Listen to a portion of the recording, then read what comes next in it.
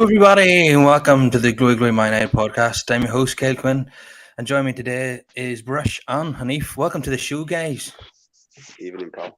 Thank you for having us on. It's an absolute pleasure to have you on after that result. Um, Perfect to do this podcast just after the game when we're on a high. So, United went 1-0 down to Barcelona. Stupid penalty given away by Bruno Fernandes, almost saved by De Gea. But second half performance, again, it was like night and day, just like the Leicester game, wasn't it, Brush? Yeah, it was exactly like that. A game of two halves. It's becoming a thing. Yeah, I thought United were absolutely lackluster in the first half, and then one wee tweak. Anthony comes on for Vicehurst, and it's just a totally different game. And we got the goals. Fred with he shinned it, didn't he? Fred, it's just another one of those Fred performances where he's and then getting a goal as well. And then Anthony came on. He was the left back, but absolutely excellent from Anthony. Brilliant. So, what did you make of the second half performance then, Brush? Oh, incredible stuff. Scintillating second half. I don't know why we can't start games that way. Like you said in the first, very shaky. Though De Gea got his hand to it, I think he really should have saved that, to be honest. But we know how De Gea is with penalties. And at halftime, you're thinking it might be one of those days, and then coming out in the second half, it was imperative that we were the ones to score first. If you go 2-0 down, I think, the morale drops and your head drops. And it becomes very difficult then. But yeah, good in-game management by Ten Hag. I felt that he saw what a lot of us were seeing. You could tell in the first half that this wasn't the game for Weggy. He took him off, and what a difference it made. Yeah, I had And to shout out say, to Fred as well. Incredible stuff from Fred. He's got a habit of being Jekyll and Hyde in the same game, Fred. He can go missing for large parts of the game, and then he can turn up as well. And in the second half, he definitely turned up. The energy was there, the intensity was there. There was end product. There was everything you could want from him, really. the players must have got an absolute rolling at halftime. And yeah, Fred was one of the players. At halftime, I was thinking, yeah, take him off. It's not Fred's day. It's one of those days where he's playing very poorly and needs to be substituted. But it was the other Fred in the second half. He's like Jekyll and Hyde. Magnificent from him. I thought most of United's players were fantastic. And once again, Ten Hag with the substitutions. He always seems to be able to change the game perfectly when it's not going well. And once again, just one wee sub and one tweak and move a few players around, and all of a sudden, United are dominating the game. I think Barcelona were totally shell shocked by Fred's goal, weren't they? All their heads seemed to go down. They weren't, and I think we scored about 90 seconds into the second half, and they were rattled by that. And then we got the second one, and then it was with a lot of defending to do. Then I was very frustrated by Sancho's defending at the far post for the Jules Koundé chance that De Gea made a fantastic save from. Didn't even challenge. I thought Sancho was probably the only player who wasn't doing enough off the ball. But I suppose it's just you could put that down to a lack of match fitness, or it's just not his game. But anyway, United were magnificent in that second half. And the interviewing the two players on the pitch, the atmosphere, you wouldn't believe that this was like a last 32 playoff in the Europa League. But I suppose it's given that it's Barcelona, it's the team top of the Liga. It really should be number one. You could say it should be the final of the Europa League, and number two, you'd say it really should be a Champions League tie. But after all that effort of those two legs against Barca, we're only into the last 16 of the Europa League.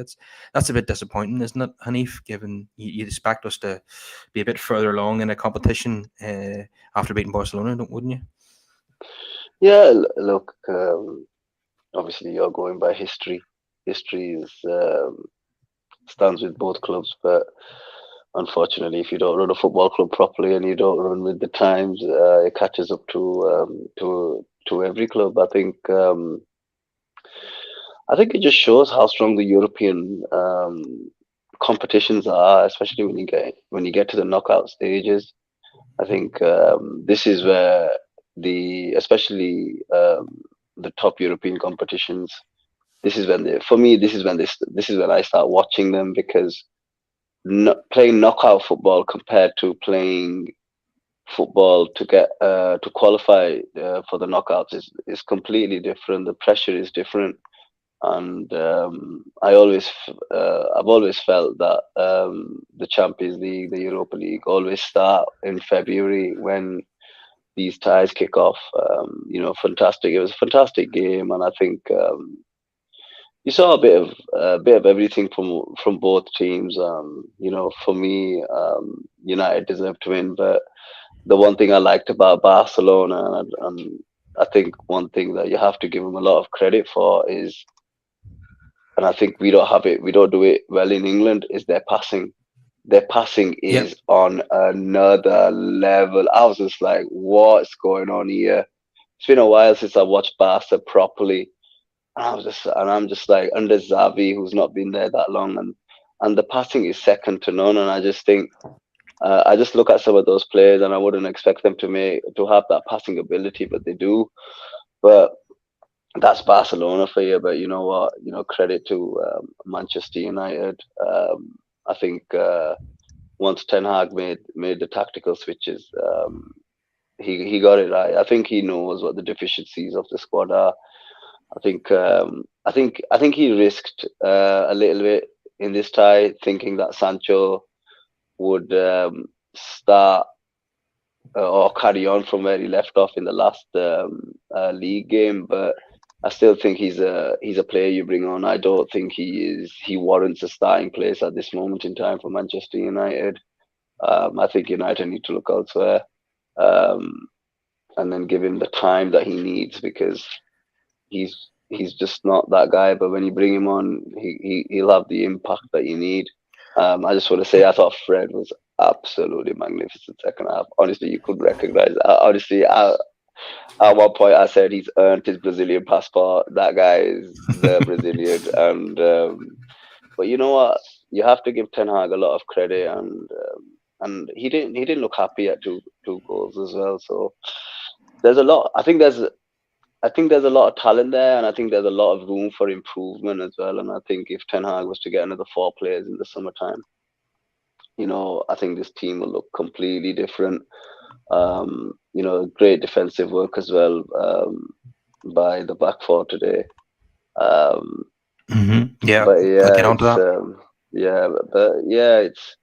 it was a bit of an odd game. I felt the pressure got to the lads a little bit at the beginning, first half, and I think Hmm Bruno just needs to know when to like turn his aggression on and when not to, because you have to remember, when you're playing in European competitions, the refereeing is completely different to when you're playing in league games. I would say the refs in our Premier League allow a little bit more physicality compared to European competitions.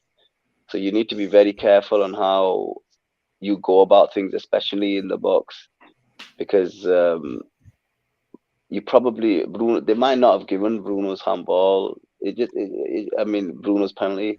It just depends on how you see the game. But European refs tend to be more sensitive, if that's the right hmm word, in Yeah. terms of things like that. But overall, credit to Man United, and yeah, the right team went through. Um, they got the job done. Well, I thought it was a penalty. Bruno said in his post-match interview that he thought it wasn't, but for me it was, and it was a silly challenge to make inside the box. But he got away with it. He again was like night and day when it came to like the first half and the second half, like many others. Thought he was brilliant in the second half. And yeah, Fred was probably the best player on the pitch. But what an intervention from Varane at the end there. I really thought Barcelona had equalised. I think it might have been an offside given in the build up to an offside for Lewandowski in the build up. But what a goal saving challenge from Varane. Brush was magnificent, wasn't it? He was my man of the match today. So cool, calm, and composed. Both of the centre backs, actually, both of them. First half it was Martinez. Second half it was Varane. Without them, we would be out of the competition, no doubt. De Gea, as good as that save was against Kunde, and that was a magnificent save. In the first half, we saw his deficiencies as well. It's always been an issue with the kicking, and if it weren't for Martinez there to clear up his mistake, we could have got punished again. Yeah, I thought Martinez was just winning everything inside our penalty box for the 90 minutes. I thought, and I was really impressed. At one time, the flag had been raised anyway, but when Frank Kessie was in, Martinez was onto him. And yeah, he just sets a marker. He just lets them know, like, it doesn't matter if the flag's gone up, whatever. Like, he's not giving up nothing. It was an interesting substitution. I thought Wan-Bissaka was playing well, and he took him off for Dallo. I thought that might be risky because that would put Dallo in a one-on-one defending situation, which I'm not comfortable when Dallo's in that situation. But it worked out okay. Dallo, he obviously, Ten Hag decided he wanted to put on the more offensive right back and really go for it. I thought that at the time I was thinking, oh, that's risky because Dallo's defending isn't quite as good as Wan-Bissaka, and we're playing against Barcelona, and Sergio Roberto in particular was playing down that side, so I was a bit worried, but it worked out. Like all those Ten Hag substitutions seem to work out these days. Who are any of us to question what he does, even if it doesn't make even Anthony coming on? I was like, really? I mean, he hasn't played in the last 4 games, and he can be frustrating, with his one-footedness. But again, we have to hold our hands up. Ten Hag got it right again. What a magnificent finish that was, Hanif, wasn't it? Yeah, I think Kyle, I think Anthony's gonna be a slow burner, but the talent is there because as soon as he came on, I don't know if you saw it when he got into the box and he kicked it, and I think he kicked it to the Barcelona player, or he kicked it off the Barcelona player. So he seems to be making, at times when he's in great positions, the wrong decision. He doesn't understand that you don't always have to shoot, and because you as a winger, you should be he shouldn't be doing what Marcus Rashford does. Marcus Rashford is a forward who's been turned into a wide player. You could say he's a wide forward, whereas Anthony should be a winger. So you expect more assists from Anthony. I think that'll come in time. I think he's just gonna be one of those guys that's gonna be frustrating, but I think there's a player in him as well. But the only thing is this: you're gonna have Garnacho there just in case it doesn't fall right. But you know what? He took his goal well. It's his attitude. I love his attitude. I think for me, that's why he gets into that team sometimes. Just that attitude alone, because he's a dog. And sometimes you need a dog on the. There's not many wingers in the world that you think, well, this guy's a dog. This is the right guy we want on the wing. I can't remember the last time I saw a winger of that nature, like a dog. You normally have like a centre back or a striker. He's the first person that I see on the wing that's like a dog, and I just think, what, fair play to you. But listen, look, I think for me, I really like him, and I think he's only going to get better. He's another one. He just needs coaching. He needs more coaching. This isn't Holland. So we have to remember that. But yeah, he played really well. Yeah, and brilliant finish, but also his work rate down that side was brilliant for the 45 minutes that he was on the pitch. But obviously the only drawback for Anthony was every time he get into an attacking position down that side, he would either make the wrong decision or just or shoot when he should be passing type thing. Sometimes the ball just seems he cuts inside and then he hits the ball against the left back shins. That was a bit frustrating. But then that goal just makes up for everything. That was just, the technique was pure Brazilian, and yeah, I was absolutely elated when that went in, because I had a feeling then that was going to be our night at that point. Yeah. So and. Yeah, De Gea had to play his role again. Yeah, magnificent goalkeeping when he's called upon. Just a bit, was it with his feet again? It was a bit concerning. Wasn't there an incident in the first half where De Gea was playing it out and he gave it away? And I think it had to result in Casemiro making a crucial block. If I got that right, Brush? In the first half, wasn't it? Yeah. And then Martinez, all of the back four had to do their bit, really, when he messed up. And that's a part of his game that we need to try and eliminate. Especially on these kind of occasions.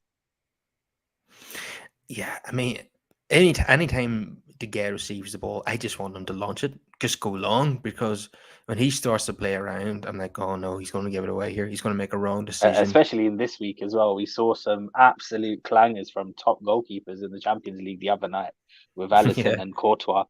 Absolute shambles. So, it does happen. It does happen. Yeah, it certainly does. You know what I've noticed at the moment, Brush?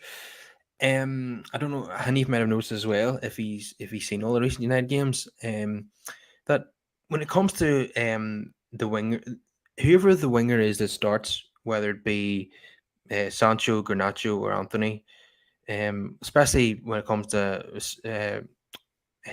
Sancho and Garnacho, whoever They don't starts the do game, so well. they don't do well. But when they come on as a sub, When they're they come on as magnificent. a sub, they're great. Yeah, because I felt exactly the same about Nacho coming on today. Because at the weekend we were watching him going, oh, it's a bit lackluster.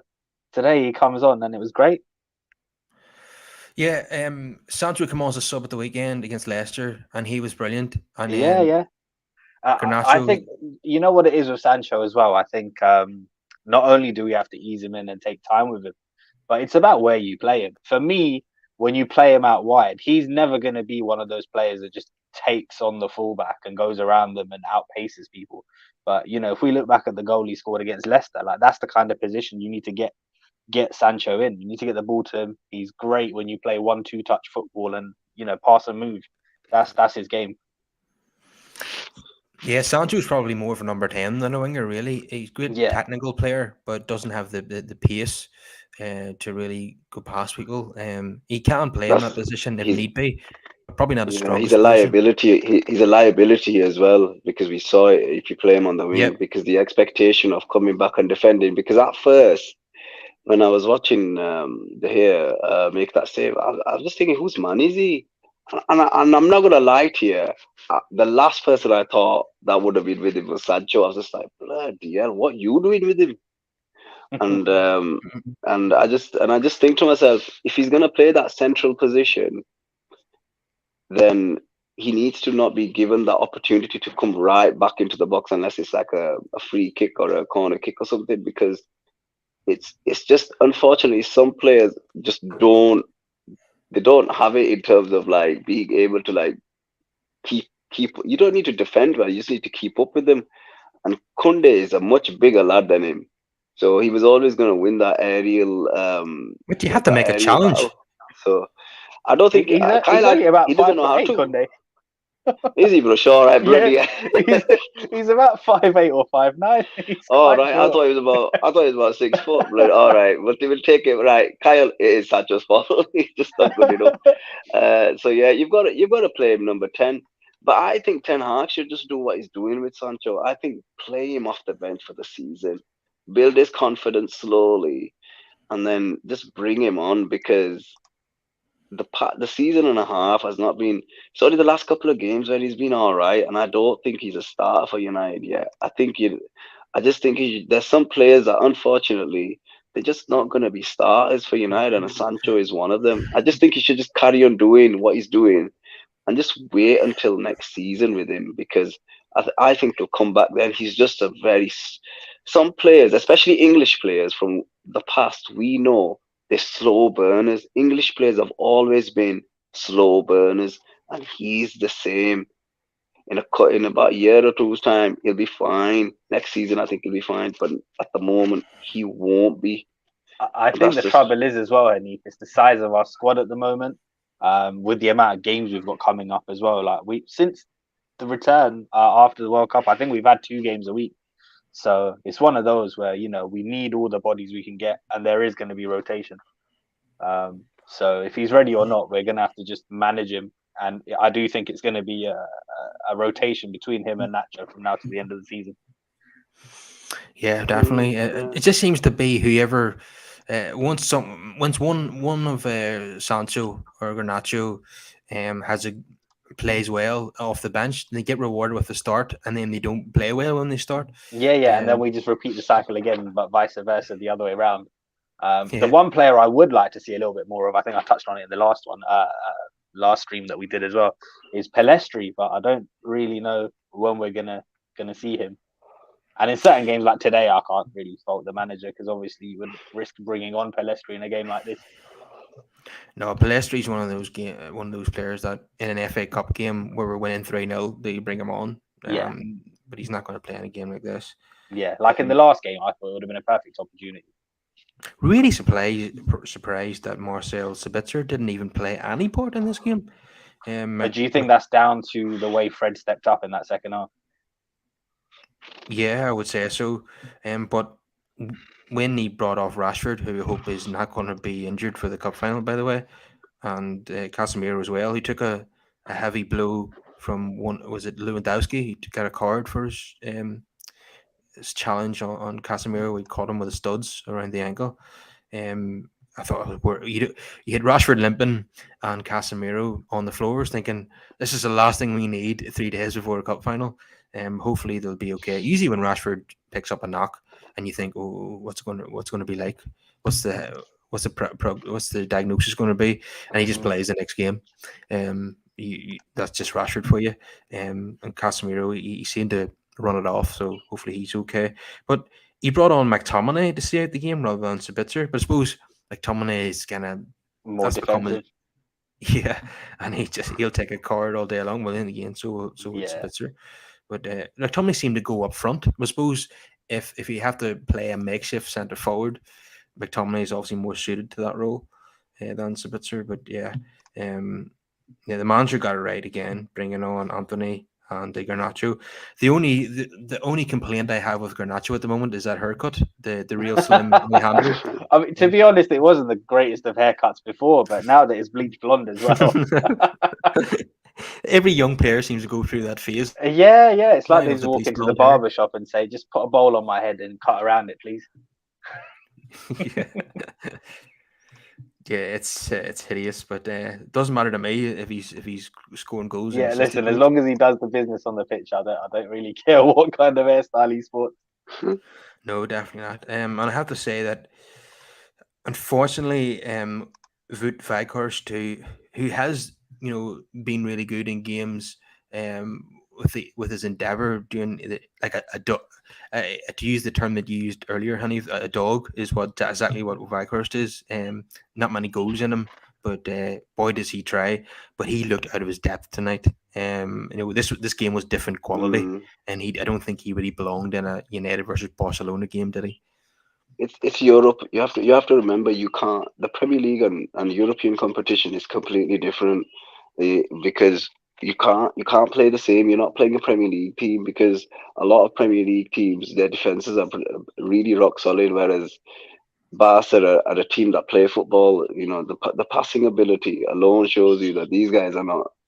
These guys, there's more to them than that, and they were just passing it around him. He couldn't get into the game, because sometimes it's a player needs to use his intelligence to actually, okay, I can't do what I normally do. Can I support in another way?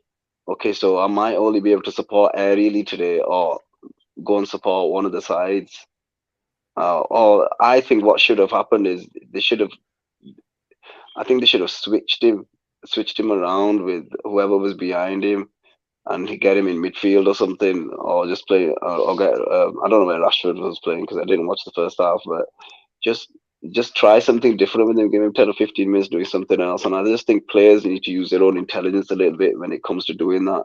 I think I don't think Ten Hag's the type of manager that wouldn't say yes to that, because he likes free flowing. But it's just one of those games that unfortunately is, I think, as you guys have pointed out, that because you've got so many games, you just have to put him in just to make sure that, because you might not have had somebody else ready to play from the start. But yeah, listen, look, I think he's one for the Premier League, definitely. And I just think once Ten Hag's team is more complete next season, I think he's going to be a decent option.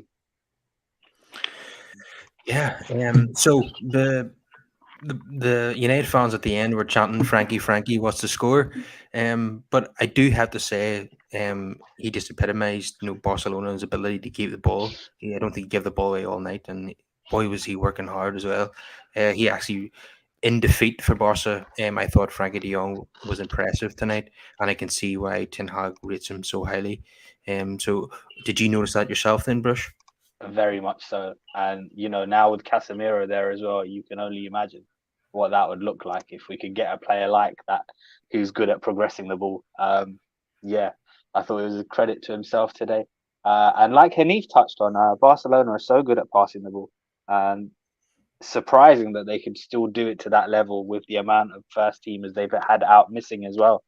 The likes of Dembele and Gavi, and Pedri. It's very dangerous. Yeah, they were. Yeah, they were. They really wanted it tonight, Barcelona. Even when Martinez was venturing forward, Lewandowski was tracking him every step of the way. So they wanted as much as we did. I have to say, Ronald, the centre back of Barcelona, he's a brilliant defender. That guy. Araujo. Yeah, Yeah, I Ronald like him. I'm a Araujo, fan of yeah. Araujo. He's good. Yeah, and there was a bit of play acting from him in the first half, right at the start of the game, but which obviously was annoying United fans. But I thought he was really good. He prevented Rashford from scoring in the second half. I think Rashford went down after they came together, but that was really really good defending. So yeah, he was really impressive.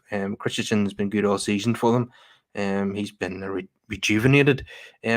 Just want to quickly touch on that, Hanif, as he was a former Chelsea player. Have you been surprised how good Christensen has been for Barcelona? I don't like the guy. I just don't like the guy. I've never. He's look. Christensen's a very good player. I think I wouldn't say he was like top class for us. Like he was world class, but I just think he fits a Barcelona style. I think he was available, and they took him basically. He's decent. Look, he's a good player. It'll be an upgrade to what they had, but. I never thought of him very highly. I was just one of those Chelsea fans that just thought, yeah, because I saw his development and I saw him coming through the ranks, and he used to make so many mistakes. They were decent tonight. I'm not going to say he wasn't, but he's not one that I missed, to be fair. Rudiger's one I missed, but that's a different story. But look, Barca have got a very good team, and I think it would have been nice to have seen Pedri and Gavi tonight at Old Trafford. It would have been, and I think that's the sad thing about. I think UEFA need to look at these. Like, one of them was suspended.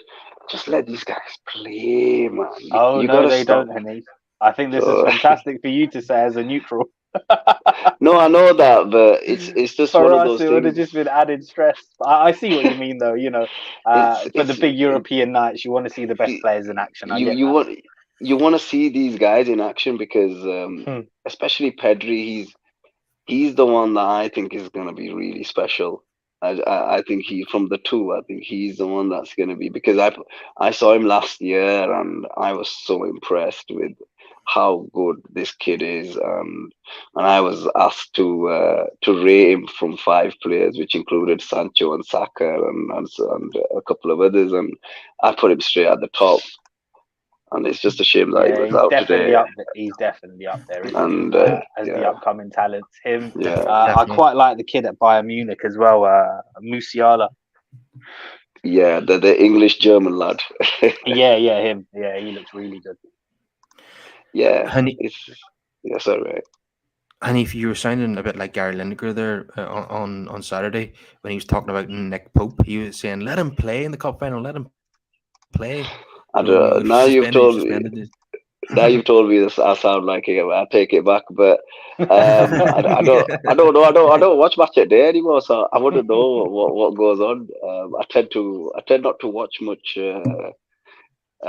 biased football anymore, because when you're watching it and when someone's talking, there's two different things going on, and I'm just like, no, that's not what's happened. But yeah, listen, look, it was tremendous by Barcelona tonight. I thought they had more of a go than I thought they would, and if it wasn't for De Gea today, it's going to be very interesting for Man United what they do with De Gea, because the problem is if you go down the modern day keeper route, he's not a modern day keeper. He's a fantastic. I've always said he's the best shot stopper in the world. You can't. But this is the problem we have though, because there's no standout candidates either at the moment.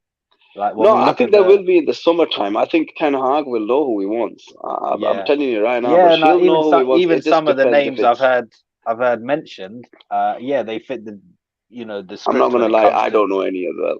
I don't know any of this. So some of the names like the Porto goalkeeper, Diogo Costa. You probably remember from the World Cup. David Ray has been mentioned as well. And again, these keepers, yes, like when it comes to distribution and all the rest of it, yeah, it fits in. But when it comes to the shot stopping ability, though, none of them can touch David. Yeah, the problem is no matter who you bring in, it's going to be a downgrade in terms of shot stopping. And I think that's what's going to go in his favor, isn't it? I suppose you have to try and find a balance. A player who's good with his feet, but it's not much of a downgrade from De Gea when it comes to shot stopping. Yeah, that's what it is. And especially like we know goalkeepers, usually they come into their own once they're a bit older. So if you do go for someone in their 20s with these other attributes, you just got to make sure that the shot stopping isn't too far behind and it's something that they can work and develop. I do like the Brighton and Brentford goalkeepers who are ahead of him in the Spanish squad. Yes, Sanchez and Raya. Yeah, but I have to say I'm not a fan of Diogo Costa. Sanchez is a liability. Yeah, that guy. Whenever I've seen Diogo Costa, I know there's a lot of talk around him, but yeah, he's looked suspect to me. There's a lot of mistakes in every keeper. I think it comes down to what Ten Hag's preference is. Like who did he work with at Ajax, and so on, because did he improve? It's just interesting to know. Like when you see coaches improve players, like how did they improve them? What they improve them on, and how did they take them to that extra that next level? And listen, that's been a key thing of his management from what we've seen so far this season. So many of our players that most of our fan base thought were dead and buried, myself included, he's come in and he's just given them a new lease of life. And you have to respect that. Sorry, Brush, can you name those players just for the benefit of the listeners? Who you talking about? half our best. From Rashford is the main one.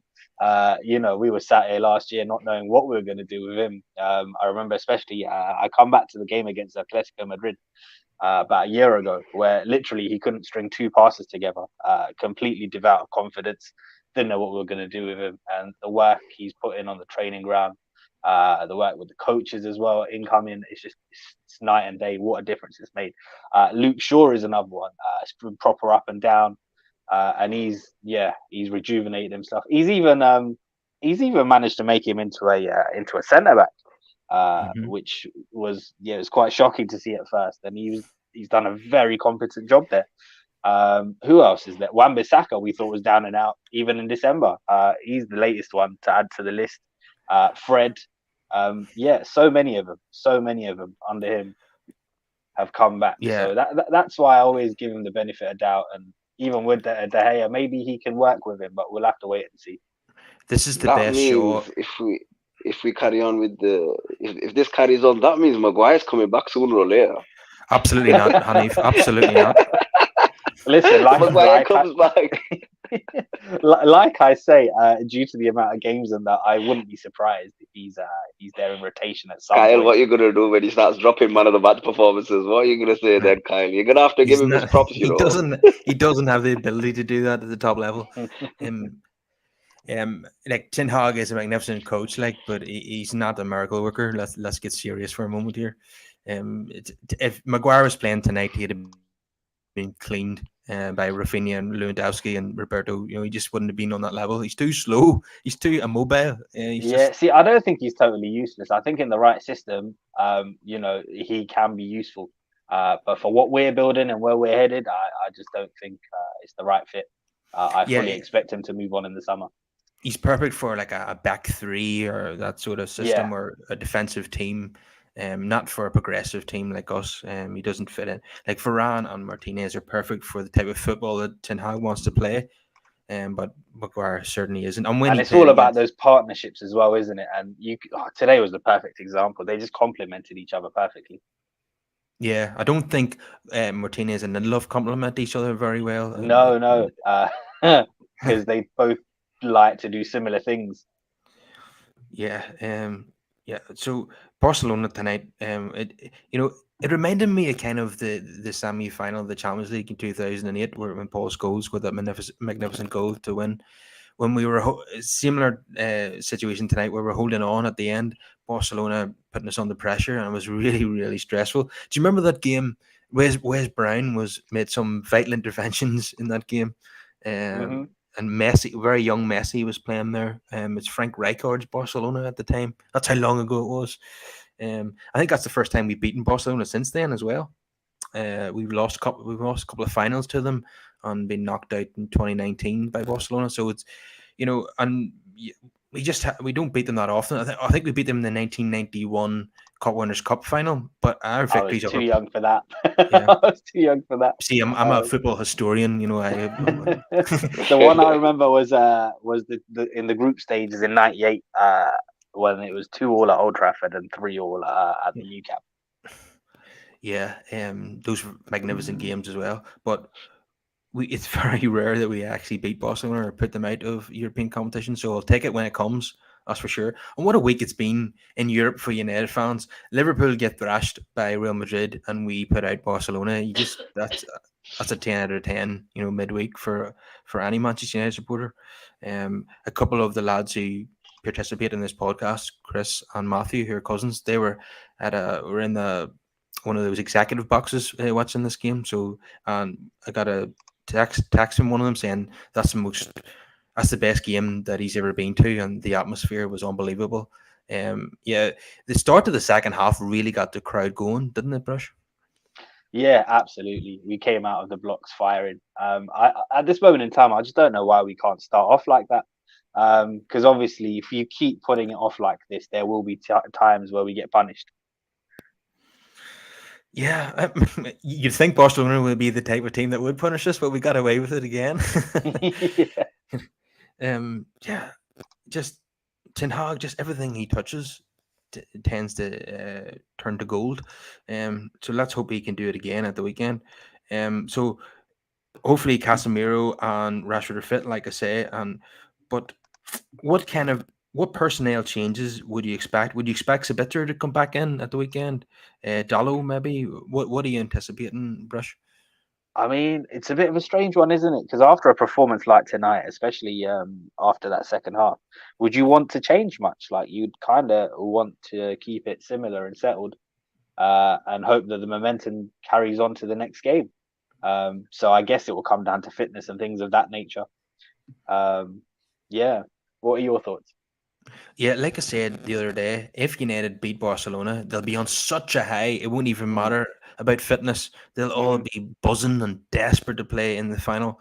But I wouldn't be surprised if there's one or two changes. Potentially Anthony could come into the starting 11 now after his performance in the second half and scoring that goal. He'll be on a high.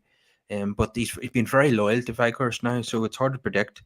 And the right back situation, you never know who's going to play. But I think at least 8 out of the 11, I think will start this game on Sunday.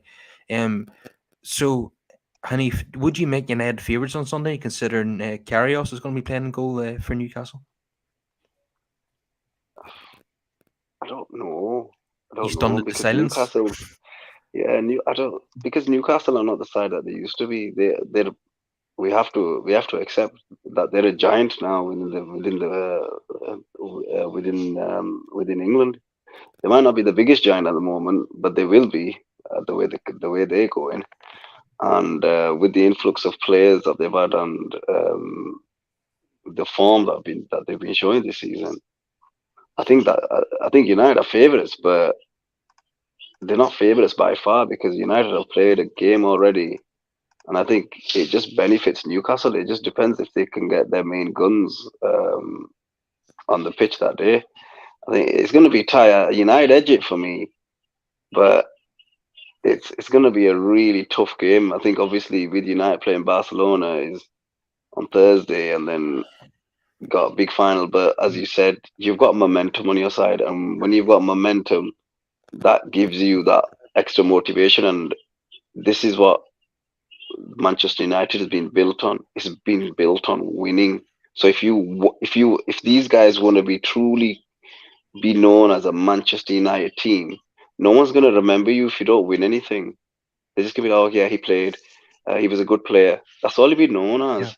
You need to yeah, win something to be yeah, part of that history. So yeah, yeah, Man United are favourites, and these boys need to do it. They need to do it for Ten Hag.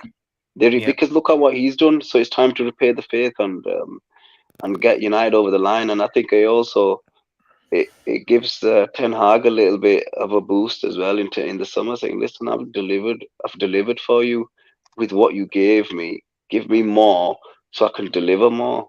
So I think the players just need to step up and and just go for the result. Performances. Remember, it's a cup I, final. Performance does not matter. So it's all about the result.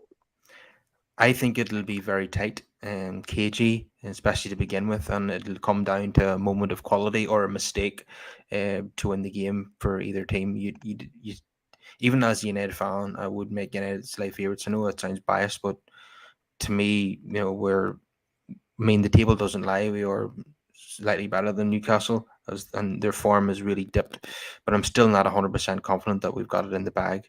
Been a lot of coverage this week about Newcastle. A lot of Newcastle fans seem to be making up songs quite a bit, and that's been broadcast quite a bit. A lot of coverage has been about them, probably because they haven't won a serious trophy since 1955 or something, and so I can understand that. But I mean, uh, 6 years for Manchester United is a massive drought as well, and you know, like you said there, we need to get a trophy on the board because we don't want to be like Solskjaer's Man United or Pochettino or Tottenham. Playing all this, winning these big games and playing nice stuff, but having nothing to show for it. Man United are all about winning trophies, and if this is Ten Hag's first opportunity to win a trophy, and if he wins at the first hurdle, that's absolutely magnificent, and it definitely gives the players that winning feeling, and they want to go on and win more. Then usually, any era of success begins with winning a small cup competition first, and then we move on to the bigger stuff. So hopefully that's the way it goes. But I'm expecting a tight game, and hopefully United will prevail. Uh, it is great though, isn't it? United won tonight without Rashford scoring. Now, as much as I've enjoyed Rashford's run of what it was, 16 goals in 17 games, for us to win without having to rely on Rashford scoring is really, it's a good thing, isn't it, Brush? Absolutely. I mean, even his goal tally, I don't think anyone could have fathomed that this season. So for me, it's almost a bonus. The fact that he's on fire. Uh, we are a long way off the finished article, and I said that this season the goals would be down to system, and that's what's going to produce the goals, apart from just one focal point per se. So definitely, I expect the goals to be spread out as well. And yeah, it's only right that the others step up when Rashford doesn't hit the net. Do you think, and I don't want to get carried away before we've got one trophy on the board, but do you think it's possible United could win multiple honours this season? The opportunity is absolutely there. Again, it comes down to a multitude of things from the fixtures list and the fitness and the players being available. But yeah, absolutely anything's possible. But yeah, like I say, you got to take it one step at a time as well. So bring on Sunday. Yeah, it's what a start by Ten Hag. He was even last season was obviously horrendous. But even at the beginning of this season, losing the first two games in the Premier League, it looked like it was kind of as you were. And after the 4-0 defeat at Brentford, Ten Hag was being ridiculed by pundits and people in the media. One people were making fun of the way he dressed, the way he spoke, and everything. It was complete disrespect. Um, there was I've seen it been shared quite a bit online. There was one journalist in particular from the Times who was ridiculing Ten Hag. I don't know if you saw this, guys, but it was Is this the ridiculous. guy that was following him around? Who's the guy No, that was following him around? that's Sky Sports' Cotter. What do you call him again? Cotterall. Oh That yeah. Was it um, Steve Cottrell? Was it Steve? yeah, Yeah, Gary Cotterall. Yeah, What he was funny. Because he went all the way to Amsterdam to follow him and got blanked, and then came here and happened again. That whole thing was hilarious to me. Yeah, there's a journalist at the Times who was talking absolute nonsense about Ten Hag after the Mm. Brentford defeat, and mocking his appearance and the way he talks and so on. And that clip is being replayed a lot now, as you would expect from United fans. So he's come a long way from. He's made a lot of people, cry into their cornflakes. Graham Souness included. I can't wait to. Hopefully, Graham Souness is every time we win a trophy under Ten Hag. I hope Souness is in the studio, so he can sit there and tell us about how United didn't deserve to win, and all United players should have been sent off, and the opposition should have had about 10 penalties. Um, so yeah, I'm looking forward to a lot of the haters having to put up with United winning honours again. I know Hanif, you're not one of them. Even as a Chelsea fan, you're quite gracious. But there's a lot of people out there who just cannot give United any credit whatsoever, including a lot of people in the media and pundits. Like you said yourself earlier, honey, you don't watch Match Today because the opinions that are being given are not impartial. Um, I didn't watch it either at the weekend, but I seen that clip being shared online of Lineker pleading for the FA to allow Nick Pope to play. That's ridiculous. He wouldn't say that if he wasn't English, would he? I mean, Yeah, it's just one of them things. I think when you watch football, right, in England, and this is obviously you learn this over the years that you'll be watching the game and something completely different will be happening, when you're watching the game. But then the commentators will say something like they'll be just like they'll be using terminology which does not reflect the game. And for me, I just think, what, I'd rather just listen. I'd rather just watch it in silence than listen to nonsense. You need to have independent.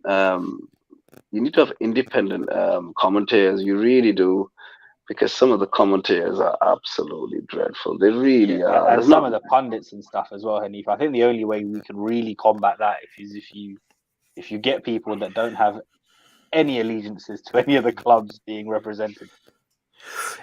just come back what I said earlier about the Times journalist who ridiculed Ten Hag back in August is Alison Rudd, and apparently she won like an award, a Journalist of the Year or something. So, good. That just tells you Okay. about the quality of Why? journalism. Why did she ridicule him in August? Like, Because what after a couple of defeats?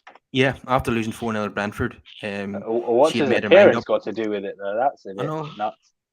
But the thing is this: if you watch that game and if you were smart, you'd see there were so many individual errors. It wasn't a team. It wasn't a team performance. There were just so many bad individual errors. And to be That's honest, that's what in that that that's Brentford what that game, that's what it came to. as bad as it was, even he noticed the things that were going wrong, and he made changes in the second half and shored things up. But obviously, if you just look at it at a glance, it's a terrible thing. And Dutch manager coming to a new league, Yeah, weight of expectation on him. yeah, and Um, another thing that was put on him was his personality was nothing that was attacked. And I have to thank Tottenham Hotspur's board right now, because apparently he wasn't hired by Spurs because he had a lack of charisma. Apparently so, according to them. Yeah, this comes down to just our media, isn't it? Honestly, I think we spoke about it earlier in the season, Carl, and I said, listen, it's a Dutch thing. They're just very blunt people. I think maybe we understand it a bit more because obviously we had the Louis van Gaal years, and he was very similar. They're just so Yeah, very blunt. That's all it is. And lack of emotion and things can be perceived in a certain way. I love bluntness. I would Mm. listen to that all day long. I like people who tell the truth. That's entertaining to me. And just to touch on that, actually, like, how refreshing is it, his interviews and stuff? I'm not for just blindly protecting players. Like, you can protect them, but also critique them, and I think he does a very good job of that. Yeah, he said the first half performance against Leicester was rubbish. That's the word that Yeah, he used. We wouldn't have heard that from many of the managers post Fergie. Yeah, there needs to be a like kind of a blend. You can't always just protect the players in public. Yeah, there needs to be Um, that balance, and he seems to balance it out quite well. Yeah, he just seems to be doing everything right at the moment. I mean, where is the drawbacks for this guy? I mean, uh, Hanif, would you say it's likely now that at some point Ten Hag will win the Premier League with Manchester United? There's a good chance. I think the problem is what happens with the likes of Newcastle entering this race. I'm kind of hoping Chelsea might come back in a few years' time in this race, and then you've got Man City. I think Liverpool will be back in a couple of seasons once they sort themselves out. So I would say he's definitely he's got the ingredients. It's just I think Kyle. I think one thing that needs to be done is if you can get that ownership resolved this season at the end of the season, because it's all gone hush hush again. And you look at the media, and I don't really trust what Sky Sports say until it doesn't happen. And I think if you were to get Qatari ownership or change of ownership and you can't back the manager, I think then I think there's more of a chance then, because Man United fans will be happy as well. So if you keep the fan base happy, I think they'll give Ten Hag 4 years, and I think it'll be his fourth year where he can challenge. But he's challenging already with a squad that he's gonna chop and change. So if he was to get 4 or 5 more top class players, and we know 1 or 2 are gonna be world class players, you just think he's gonna get closer to top position, which is highly likely gonna be Man City. So for me, I think I think the ownership, and then just hopefully getting the manager, the players he wants as well. Because I think once you get a midfielder and possibly a right back and maybe a long-term left back, I don't know who deputizes for Luke Shaw. At the moment, him and Malacia are doing all right. Oh, sorry, you've got Malacia. Sorry, I totally forgot about him. Yeah, so I don't think it's a priority at the moment. So it just depends on. I think you need a number 9. I think every top team needs a focal point. I think Harry Kane is there. It just depends on whether Levy will release him, which I don't think he will.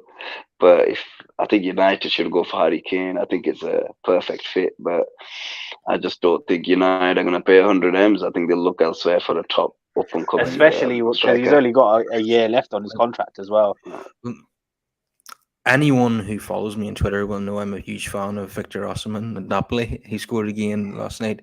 He would be my preference in terms of number 9 signings. I think he's different gravy, and he will certainly provide us with goals along with Rashford's goals. So I think if he was to replace Veggie in the squad, that would be a huge upgrade and take us closer to where we want to be.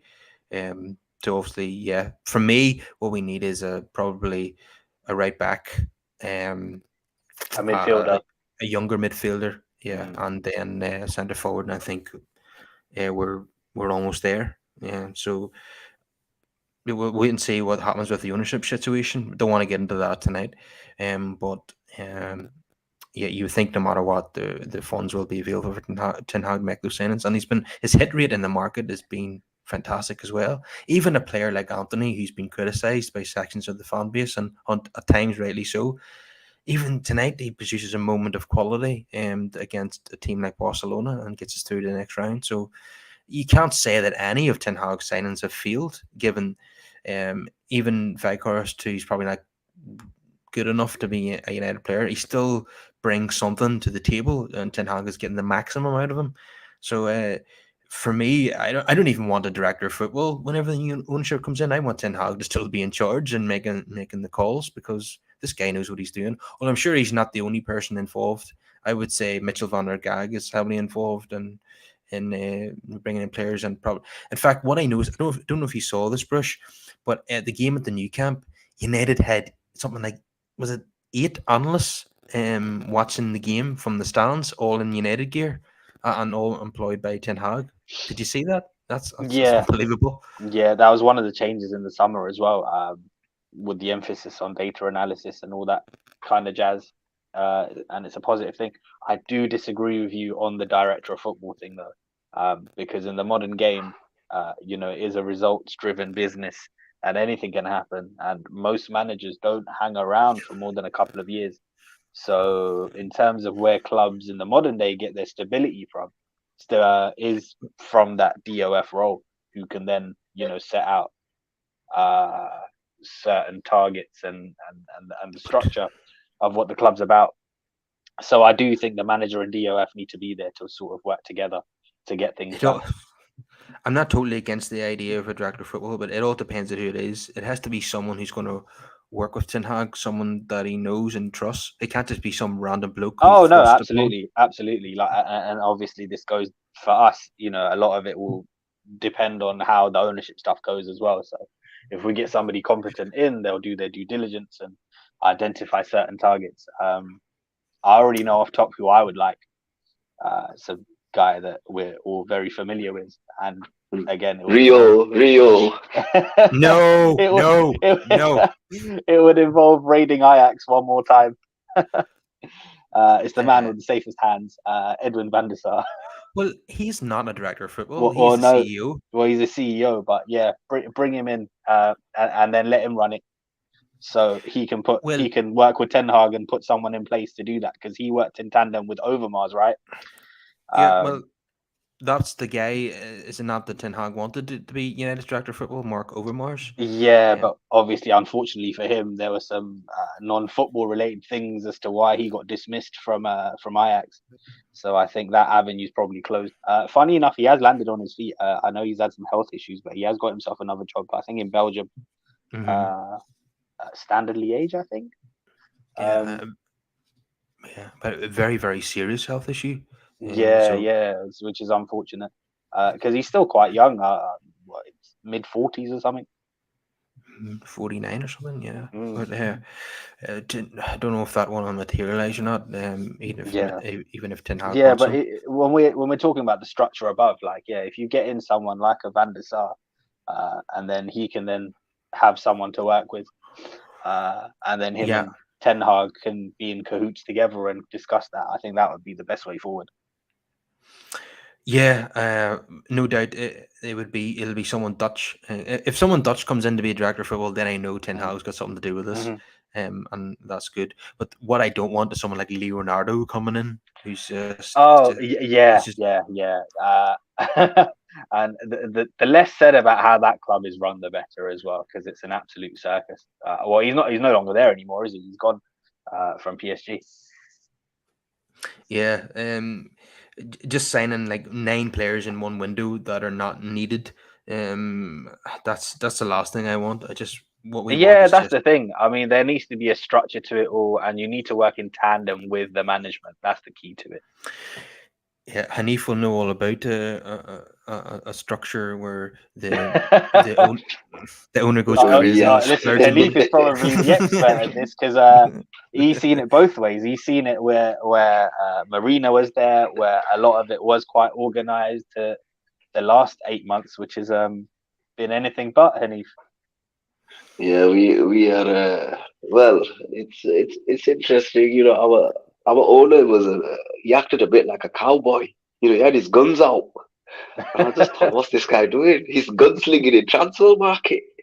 And you can't do it without a plan. But we'll see. The one thing I will say though, HANEEF, it's one of those where, as a rival fan, I'm enjoying laughing at you guys now, because eventually I do believe you'll sort it out. Because as much of a mess as it looks from the outside, the profile of player you're getting in and their quality, I can't really dispute.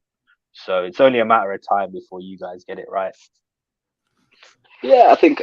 Listen, look, I'm not gonna lie. When Potter got signed, I wanted Spalletti from Napoli, but that's just me being me wanting that type of football at Stamford Bridge. And I just thought, okay, it's a completely different direction that you go in when you have American owners, and I just thought, okay, we'll go with it. But the problem is even though I'm still pottering, I'm willing to give him 3 games. I'm very patient. I just think we're in a completely different world that we're in now, and the club is all over the place. But when you when you are purchased by someone new, they do things their way, and there was always going to be a period of Teething issues. yeah, yeah, it's crazy. I still can't believe how Felix and Enzo are here. So they're here now, and you need an elite manager. We need to find our Ten Hag, and the fan base is mad. I'm not gonna lie. It's But because I the don't know if a problem. Ten Hag type manager would fit you guys, because your fan base are ruthless. They've been used to a certain level of success and instantly changing stuff under Roman. I don't think they'll settle for anything else now. I think that, yeah, that's the problem, Brush. That I don't like the Yeah, culture. The yeah, culture is because a the culture rebuild is for not you good. guys means getting rid of the manager. Well, it has done over the past 20 years. And that's the problem, because the fan base are just like, they want Tuchel back, and I'm just like, but we sacked him, we insulted him and sacked him. Why is he gonna come back for? It's not And we happening. want That is not Marina. happening. Uh, Kyle, honestly, the stories I've heard, I'm just like, I don't know what's gonna happen, but I'll tell you I'll what, be though, honest with Hanif, you. Luis Enrique sitting there, a free agent. I'm sure there's a few Chelsea fans looking at him. There's Enrique, Hansi Flick. There's quite a lot of names. We're just gonna have to Yeah, wait and see. I, The season's a write off, and I think if we lose on totally. Sunday, I think the fan base is gonna go absolutely Yeah, mad. So, I think it's a so we'll matter of see what time before happens. Potter is sacked. So I almost forgot to do the Manchester United player ratings on tonight, and this is one where I really wanted to do them because there'll be a lot of high marks. So David De Gea would get an 8 from me. Wan-Bissaka 7, Varane an 8, Martinez an 8, Shaw a 7, Fred an 8.5, Casemiro 7, Sancho probably a 5. It's probably a 5 or 6 for him. Probably Yeah. a 5. Bruno Fernandes a 7. Marcus Rashford, I would say 6 in this game. And Weghorst probably a 5. And then the substitutes, Anthony, yeah, I'll give him a 7. Garnacho a 7 for his impact. And Dallo probably a 6. And Scott McTominay didn't really, he played about 2 minutes plus stoppage time. And Ten Hag for changing it again would get an 8 out of 10 from me. So yeah, so Fred, man of the match. I think going by my ratings there, but you thought Varane was man of the match, then, Brush? Yeah, for me it was Varane, but I mean I can't fault you for that either because that second half performance from Fred, it was like he was like a man possessed. Yeah, He was winning everything. He had the energy. He just had that never say die attitude. It was amazing to see. But he's yeah, an Varane for me. Fred is an enigma, isn't he? Yeah. I've never known a player who could be absolutely amazing and pants all in the same game. There's no one else like him that I can Yeah. think of. And the crowd, when he was doing his interview on the pitch with Bruno Fernandes, the crowd were chanting, Fred will tear you apart again. Also, shout out to Bruno as well. So that second half performance was, that of a captain, getting stuck in, just general attitude, rallying the fans together, all of that. I like to see a bit of that. Yeah, it wasn't his night in terms of missing that big chance at the start and No. Yeah, then that giving was a away. great chance. He had plenty of space and time, and it was just sort of straight at Ter Stegen. Yeah, I feel like if it was Rashford or Anthony, they probably would have shot across the keeper there. yeah, I think Rashford definitely would have scored in that position. But so he missed a chance and gave away a penalty. So wasn't the vintage Bruno night, but he worked really hard after he made those mistakes. Yeah, that's what I mean. So second half, credit to him for that, because that's when you wear that armband, certain responsibilities come with it as well. And he did those things right, at least in the second half. Yeah, wonderful. I heard on the radio on the way home that there was some trouble in the Barcelona end. They were fighting with the stewards, and the police and all had to move in. So it seems as if the Barca fans didn't take the defeat very well on the night. Some of them anyway. And that's a bit unfortunate. I think that was because Ryanair had cancelled all their flights.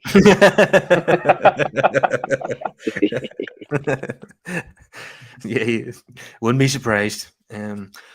Okay, lads, we'll leave it there. If everyone can please subscribe to the channel and get your thoughts in down below and drop us a wee like on the video. And I will see you guys again.